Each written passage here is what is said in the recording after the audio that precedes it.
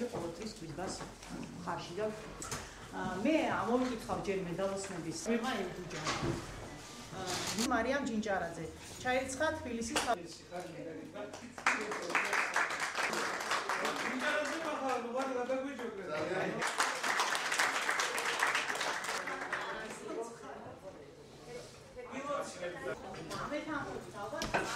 ქოვლეთის მუნიციპალიტეტში 2013-2014 სასწავლო წელი დაასრულა 8 წარჩინებულმა მოსწავლემ, კურსდამთავრებულები არიან, ისინი უკვე დღეს 3 არის ოქროს მედალოსანი და 5 ვერცხლის მედალოსანი. დღეს ხდება მათი აი მედლების გადაცემა.